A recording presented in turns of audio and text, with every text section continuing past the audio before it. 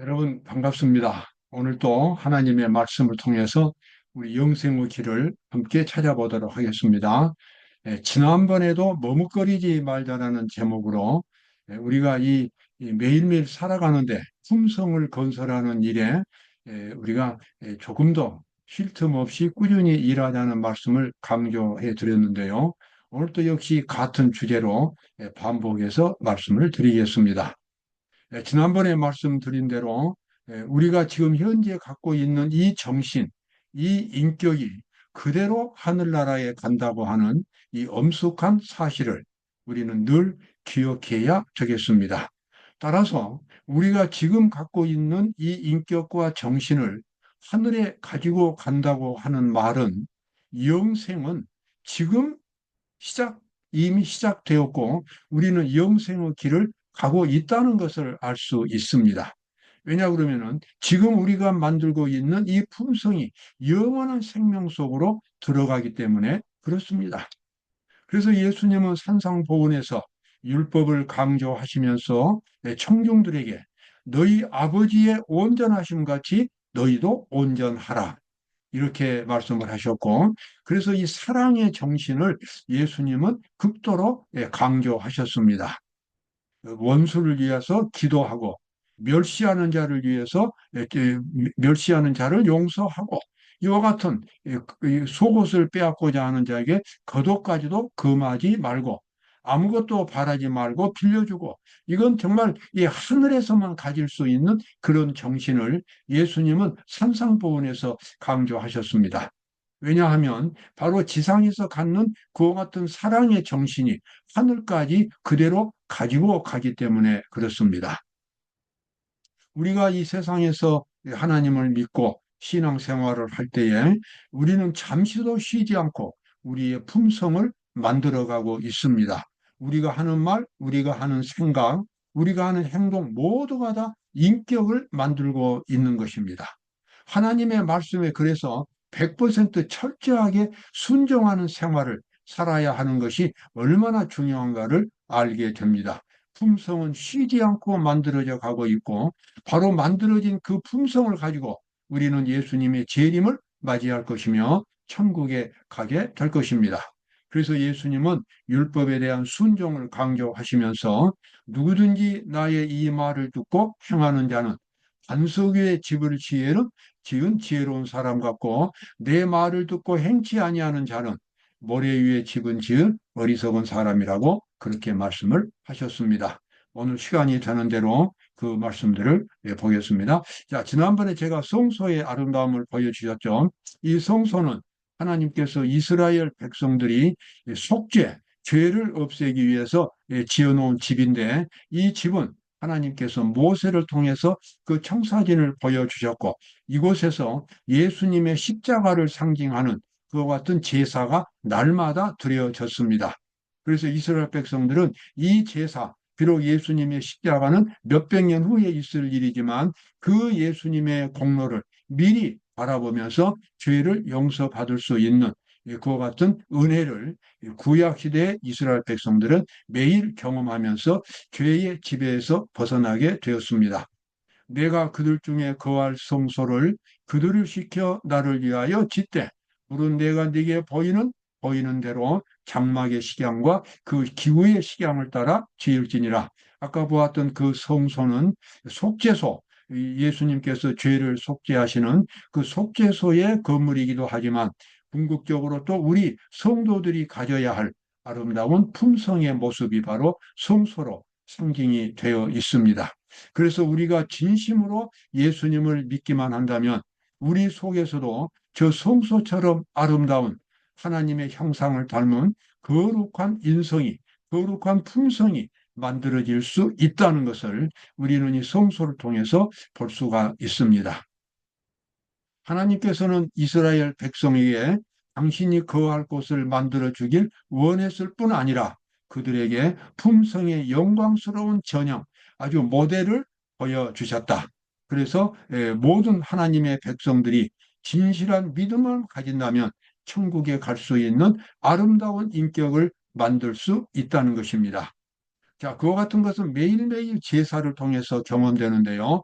제사장마다 매일 서서 섬기며 자주 같은 제사를 드리되 이 제사들은 언제든지 죄를 없게 하지 못하거니와 인간의 능력으로는 인간의 죄를 벗겨줄 수 없습니다. 죄는 인간이 전혀 타치할 수 없는 영적이고 무서운 신비한 파괴 세력입니다. 오직 이 죄는 전능하신 하나님만이 해결할 수 있고 그것도 하나님께서 하나님의 아들이 십자가에서 죄인들을 위해서 희생을 하셨기 때문에 그 희생의 공로에 근거해서 정당하게 죄인의 죄를 없애는 속죄 사업을 하실 수가 있습니다. 그리스도는 죄를 위하여 한 영원한 제사를 드리시고 그 후에 자기 원수들로 자기 발등상이 되게 하실 때까지 기다리시나니 여기서 발등상이라고 하는 것은 죄에 대한 완전한 정복입니다.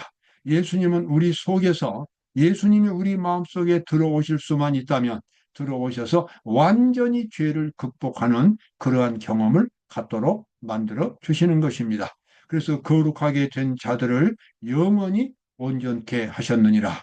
그리고 이와 같은 이 죄를 완전히 극복하는 일은 그냥 단순히 죄만 벗겨지는 것이 아니라 속에서부터 새로운 품성이 만들어짐으로써 죄를 극복하도록 만들어 줍니다. 마치 우리 몸이 이제 어떤 병을 치료해서 병에 걸려가지고 치료를 받았는데 그 약을 먹고 치료가 되었으면 치료는 그냥 단순하게 되는 것이 아닙니다. 속에서부터 새로운 살이 보다 나서 이제 이전처럼 다른 몸의 신체 그 부분과 같이 새로운 살이 만들어짐으로써 그 병에서 완전히 벗어나는 것처럼 하나님께서도 우리 속에 하나님을 닮은 거룩한 품성을 만들어 주심으로 새로운 품성을 만들어 주심으로 죄의 지배에서 벗어나도록 그렇게 해 주시는 겁니다. 주께서 가라사대 그날 후로는 저희와 세울 언약이 이것이라 하시고 내 법을 저희 마음에 두고 저희 생각에 기록하리라 하신 후에 또 저희 죄와 저희 불법을 내가 다시 기억하지 아니하리라. 기억하지 아니시다 그 말은 완전히 죄를 다 극복해 버렸다는 것입니다. 그래서 하나님의 율법을 머릿속에만 있는 것이 아니라 마음속에 인격 속에 그 율법이 새겨지는 그러니까 하나님의 거룩한 그 법대로 인격을 만들므로써 하나님의 율법과 성도의 정신이 완전히 일치가 되는 그 같은 상태가 됩니다. 그런 상태가 된다면 당연히 하나님의 율법에 일치된 하나님의 모든 말씀에 순종할 수 있는 기쁨으로 순종할 수 있는 행복한 상태가 될 수 있는 그와 같은 변화가 일어나게 됩니다. 바로 그것이 죄의 도말이고 죄 없이 함이고 속죄가 되겠습니다. 마지막 때 사탄은 이와 같은 속죄를 경험할 수 없도록 온갖 술책을 다 부립니다. 그 술책에 사탄이 일으키는 그 술책의 핵심은 하나님의 율법을 없애버리는 것입니다. 그리스도인들에게 율법을 볼 수 없도록 만들어줍니다. 그래서 하나님을 믿기는 믿되 그저 죄 짓는 그런 상태 속에서 계속 하나님을 믿는 믿음만 강조하도록 만들어 줍니다. 여러분, 그것은 사탄의 아주 간교한 술책입니다. 하나님을 믿으면서도 여전히 죄를 짓는 생활을 살도록 사탄은 수많은 그리스도인들에게 최면을 걸었습니다. 소를 잡아 드리는 것은 살인함과 같고 다름이 없고 어린 양으로 제사를 드리는 것은 개의 목을 꺾음과 다름이 없으며 드리는 예물은 돼지의 피와 다름이 없고 참 여기 이 율법주의적인 종교 마음은 하나님께 없는데 그냥 겉으로만 형식으로만 하나님의 말씀을 알고 제사를 드리는 것이 하나님 앞에 아무런 가치가 없을 뿐만 아니라 그것은 아주 가증한 기만이 된다고 하는 거짓이 된다는 사실을 여기서 하나님은 명백하게 지적을 하셨습니다. 자, 소를 잡아 드리는 것은 살인함과 다름이 없고 왜 살인함과 다름이 없습니까? 예물은 하나님께 드렸지만 여전히 회개하지 않는 것입니다. 죄를 버리지 않는 것입니다. 죄를 그대로 반복하면서 이 제물을 드리는 것입니다. 어린 양으로 제사를 드리는 것은 개의 목을 꺾음과 다름이 없으며 드리는 예물은 돼지의 피와 다름이 없고 하나님께서 아주 직설적으로 이 위선적인 종교, 율법주의적인 종교, 마음이 변화되지 않는, 정신이 하나님께 없는 형식적인 종교가 얼마나 이 가정한가를 이런 말씀들을 통해서 지적해 주셨습니다. 여러분, 우리가 기억해야 되겠습니다. 우리가 하나님을 믿는다고 하는 것은 하나님의 정신을 그대로 받아들이는 것입니다. 하나님의 뜻을 받아들이는 것입니다. 예수님의 마음을 내 마음으로 갖는 것입니다. 100% 갖는 것입니다. 그래서 예수님의 정신으로만 살아가는 것입니다. 그것이 진정한 그리스도인입니다. 예수님의 마음이 없는데 찬미를 부르고 성경을 또 성경을 연구하고 설교를 듣고 이러한 모든 것은 하나님 앞에 가치 있는 것이 아닙니다. 여기서 우상 숭배라고 하는 것이 무엇인지 여기서 말하고 있지요. 그가 의미하는 우상 숭배에서 여기서 그는 사도 바울을 가리킵니다. 그가 의미하는 우상 숭배는 신상을 숭배하는 것만이 아니요 자신을 섬기는 것, 안일에 대한 사랑, 식욕과 정욕의 만족을 다 의미한다. 자기가 바로 자기를 섬기는 바로 그것이 우상 숭배인 것입니다. 겉으로는 하나님을 믿는다고 말하고 십자가의 공로를 찬양하고 그렇게 하지만 실제로는 죄인인 자기가 그대로 살아 있어서 자기의 생활을 지배합니다. 그건 본질적으로는 죄인과 다름이 없습니다. 반드시 자아가 십자가에 못 박혀서 십자가의 정신으로 완전히 침몰되어서 없어져야 하는데 여전히 자아가 살아 있어서 모든 결정을 내리는 것입니다. 그것은 겉으로만 신앙생활이지 실제로 속마음으로는 그리스도인이 아닙니다.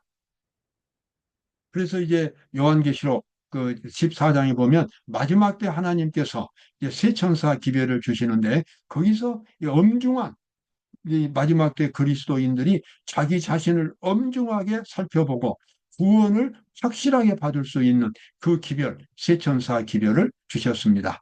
그가 큰 음성으로 가로되 하나님을 두려워하며 그에게 영광을 돌리라. 이는 그의 심판하실 시간이 이르렀음이니 하늘과 땅과 바다와 물들의 근원을 만드신 이를 경배하라 하더라. 심판하실 시간이 이르렀다고 하는 것, 바로 이것은 마지막 때에 주어진 기별인데 이 기별은 다니엘서 8장 14절에 나오는 2300귀하가 끝나는 예루살렘을 중건하라는 명령이 날 때부터 2300귀하가 끝나는 1844년에 그때 예수님은 하늘에서 조사 심판을 시작을 하셨습니다. 그때 이제 하늘에서 심판이 시작되었고 그때부터 이 세상은 마지막 시대로 이제 접어들게 되었습니다. 그래서 이 하늘에서 시작된 이 중대한 변화, 하나님의 이 구속 사업의 마지막 단계, 심판이 시작되었다는 사실을 세상 사람들에게 알리기 위해서 세천사 기별로 상징되는 그 기별을 주셨습니다. 여기서 이제 세천사들은 재치를 알시길 예수 재림교인들을 가리킵니다. 그들이 세상 사람들에게 전파해야 할 기별은 하나님의 심판의 기별입니다. 자, 심판의 기별을 전파한 안식일 교인들은 먼저 자기가 하나님의 심판을 경험해야 합니다. 자기가 하나님의 심판 앞에서 자기가 철저하게 회개하고 구원을 확정받아야 합니다. 그리고 확정받은 그 구원을 7일마다 확인하는 시간이 안식일입니다. 그래서 하나님 앞에서 심판을 받고 매일 완전한 구원을 경험하고 그것을 7일마다 그런 완전한 구원을 경험했던 성도들이 함께 모여서 서로가 구원을 확증하고 확인하는 그와 같은 거룩한 날이 안식일이 되겠습니다. 그래서 하나님께서는 세천사 기별 가운데서 두 가지의 기둥을 주셨어요. 첫 번째는 하나님의 심판의 기별, 두 번째는 창조주를 경배하라고 하는 기별입니다. 창조주를 경배한다. 안식일을 거룩하게 지킨다고 하는 것은 죄가 완전히 극복되고 온전히 그리스도의 의로만 살아가는 그와 같은 의인의 삶을 살아가는 바로 그것을 확인하는 것이 죄의 도말인데 죄의 도말, 즉 안식입니다. 그것이 안식일을 거룩하게 지키는 기본적인 그런 바탕이 되겠습니다. 만약 하나님의 진리가 우리의 품성을 그리스도의 형상으로 변모시키지 못한다면 우리가 고백한 모든 지식과 진리는 소리나는 구리와 울리는 괭가리가 된다. 리브앤드 헤랄드에 나와 있는 말씀입니다. 우리가 거룩한 하나님의 기별을 전파하려면 먼저 우리가 그 기별의 영향을 받아서 거룩한 사람이 되어야 하는 것입니다. 자기가 거룩하지 변화되지 못했으면서도 거룩하게 변화시킬 수 있는 하나님의 기별을 전한다고 하는 것은 모순이며 기만인 것입니다. 거짓인 것입니다. 하나님의 기별을 전하는 사람은 본인이 먼저 그 기별에 의해서 거룩한 사람으로 변화되어야 하는 것입니다. 여기서 울리는 괭가리가 된다고 하는 것은 바로 위선적인 종교를 가리키겠습니다. 산상보훈 149척에 아주 흥미로운 기절이 나오지요. 이스라엘 백성들은 약속의 땅이 가까운 곳에 장막을 쳤을 때 가나안에 대한 지식을 갖거나 가나안의 노래를 부르는 것으로 충분하지 않았습니다. 뭐 해야 된다는 겁니까? 실제로 가나안 땅에 들어가서 가나안을 정복해야 한다는 것입니다. 여기서 우리는 과거 이스라엘 백성들이 가졌던 아주 뼈아픈 교훈을 갖고 있습니다. 그들은 40년 후에 가나안 땅에 들어갔는데 40년 전, 38년 전에도 역시 그들이 가나안 땅 입구에 왔었습니다. 그들은 가나안 땅을 그리워했습니다. 그러나 하나님께서 그들에게 가나안 땅을 정복하라고 말씀하셨을 때에 그들은 그것을 거부했습니다. 그리고 그들은 마침내 광야에서 죽었습니다. 가나안 땅, 약속의 땅입니다. 약속의 땅은 안식의 땅이고 속죄의 땅입니다. 그곳은 죄인들이 죄의 지배, 죄를 없이 하는 죄의 지배에서 벗어나는 거룩한 생활을 살 수 있도록 하나님께서 마련해 주신 것이 바로 가나안 땅 속죄의 땅이었습니다.